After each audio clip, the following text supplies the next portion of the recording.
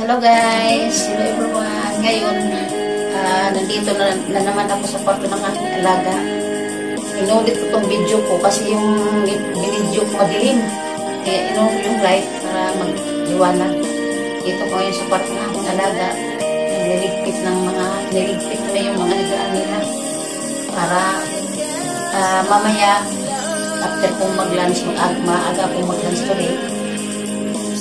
After ko sa kusina, magbukas ng mga pinggan doon, maliligo ako at magpaplansa kasi mamaya na naman ng mga 3:30 or 4 o'clock susundo na naman ako ng alaga. Ito yung aking routine every morning. Hello sa mga OFWs dyan, sa aming sulok sa mundo.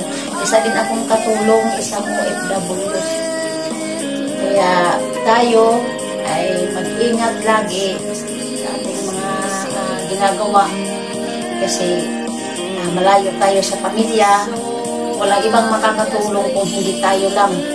Tayo ay masaya dahil nagpapadala tayo ng ating mga sakripisyo din sa ating pamilya.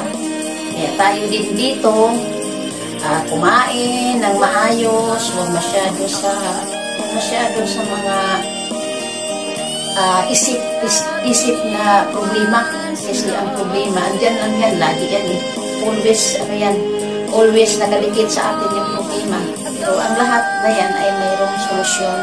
Kaya huwag natin isipin ng maigi yung mga problema na lumarating sa buhay natin. Ganyan talaga kasi buhay pa tayo. Kasi pag wala na problema yun, di ba? Yung umalis na dito sa mundo, wala na silang problema. Kaya tayo, na mga problema natin, huwag natin isipin maigi. Kung mayroon tayong paraan, gawa ng paraan para ma-solve yung problem natin. Kaya tayong mga OFW dito, kasi alam naman natin na ang ating kalagayan ay hindi lahat ay success sa pagtatrabaho sa abroad.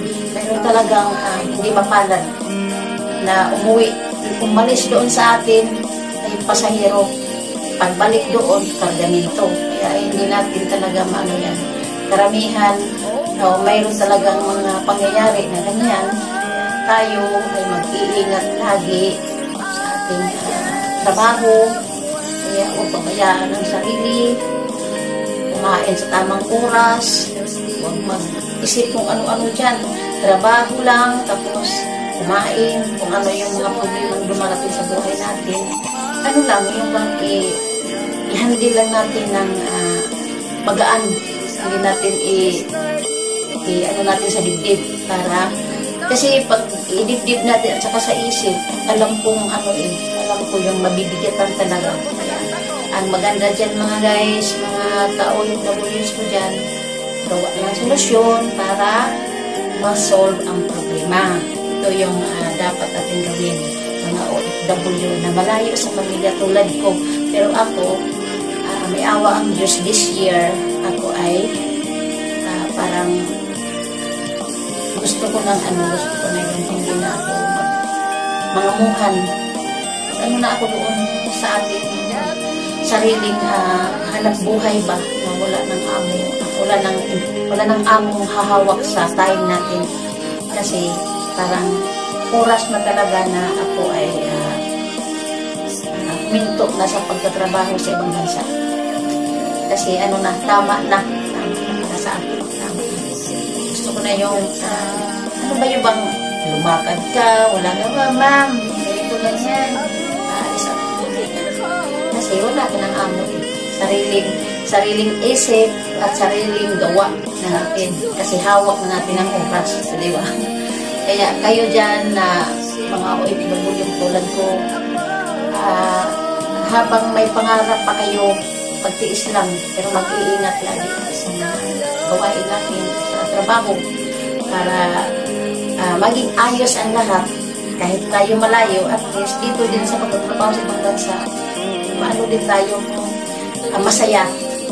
Hindi naman puro lungkot ang ating nararanasan dito. Meron naman din saya kahit sa trabaho, bugbog sa trabaho. Pero kaya naman, kasi hindi naman ibibigay yan kung hindi kaya eh. Kaya